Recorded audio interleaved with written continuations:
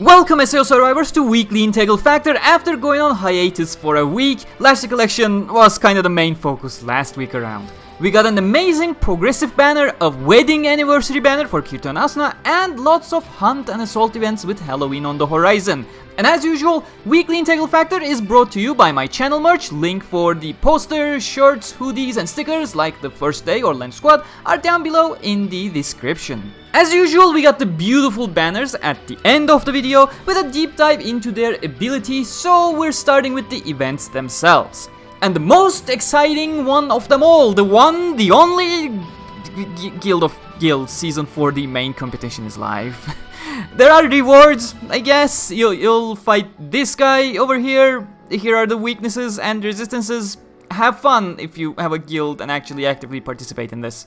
Alright, how about an event that actually speaks to the mainstream player base? The Halloween Assault event started last week and received its higher difficulty and the second set of plate rewards added yesterday. But since we had no weekly if last week, let's go through the entire thing quickly. The event features up to 1000 Arcana gems among other valuable things, but the highlights this time around are the Halloween avatars as well as the XP crystals. Here are all the rewards obtainable through the plate traders, as well as the rewards you can collect via cumulative score rewards here. Keep in mind that the extreme difficulty added this week has a separate score track. Here are the rewards from that one. And in this event you will be fighting La Spiritual Pump, who probably had a screenshot generated 5 years ago. That's awfully pixelated for some reason. His weakness is water element and blunt weapon damage, and as is always the case when the weakness is not slash type, I imagine a lot of you will be going in with 1.5 damage multiplier, only taking advantage of that water weakness. If I'm lucky with my matchmaking, that is. People, I understand you're not using a certain weapon type. I too only roll with swords, but come on now, at least use the elemental weakness where possible. At least there are no resistances for the normal version, right? But if you're running expert difficulty, you need to gear up for that double weakness. Expert mode is weak to thrust and holy and will be resisting everything else. Not gearing up will cause you to be a massive handicap to your team, so if you're going for that one, absolutely optimize your loadout accordingly. But that is not all for the events. Sometime this week we'll be getting a special fight alongside Mito campaign with the Colossus Hunt event. The specifics are not yet known as the main chunk of information arrives with the notice board announcement, so stay tuned for this one. Alright, time for those amazing banners. We have one for Kirito and Asuna's wedding anniversary order and the Tearing Through Twilight order. Tearing Through Twilight is our progressive themed banner featuring Kirito, Asuna, Argo and Mito. Kirito and Argo seem to be in their Scherzo attires, while Mito and Asuna are in their Aria outfits, but I digress. Step 1 is 50% off, Step 3 is a 4-star skill guaranteed, Step 5 is a 4-star guaranteed from this banner. And our deep dive into the individual skills: split second hit Kirito is a one-handed sword water element Axelis skill. At max limit break it does up to 1880% damage to a single enemy in a single hit. Quite the great one, to be honest.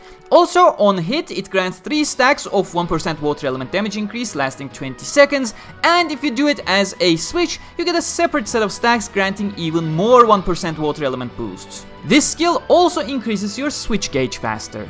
Moment of Determination Asuna is a Rapier Holy Axelis skill. At max limit break it does up to 1440% damage to a single enemy in a single hit. Upon hit it grants you a buff that negates up to 50% of damage received from the next hit that connects to you, and if you have one or more Mito skills equipped, you get a crit rate and damage increasing stacks lasting 20 seconds, each stack granting a 2% increase to both. But as a demerit effect, it also applies a debuff to you that increases the damage you take by 0.5% per stack. Decisive Blow Argo is a Dagger water mod skill. It hits up to 1340% damage to a single enemy in 4 hits. It feels more like a good mod fodder skill, to be honest. Its mod bonuses are: it increases the water skill damage by 50%, and you also get 1500 attack when attacking enemies of blunt element. That's not blunt weakness, that's the enemy type being blunt. This skill requires 2 mod slots to be equipped. Laying it all on this hit, Mito is a passive ability. It increases your attack by 6% for each Asuna skill record in the same set, which can be huge if you're a Rapier player, but your benefits don't end there. If the enemy is weak to thrust, you get up to 24% increased damage, again massive for those Rapier players out there, and additionally, whenever you hit an enemy with switch, you will apply 5 stacks of frostbite, so combo this with an Asuna Rapier setup that also includes boosts for enemies applied with frostbite, and goddamn, that will be one hell of a build you got there. As for the Kirito and Asuna wedding anniversary order, I merged the 2 skill illustrations for the full illustration. You can find it on my Twitter at Gamerturk95.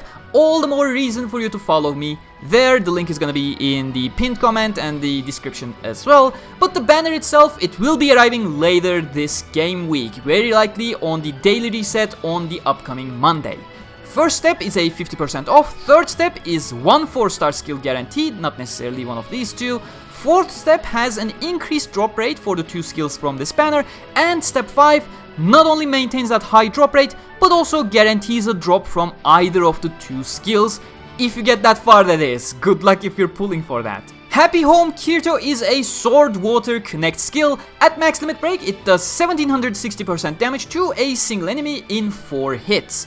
Its mod bonus is that it makes that skill it is slotted into make the switch gauge by 6 additional units faster, multiplied by the number of Asuna skill records in the same set.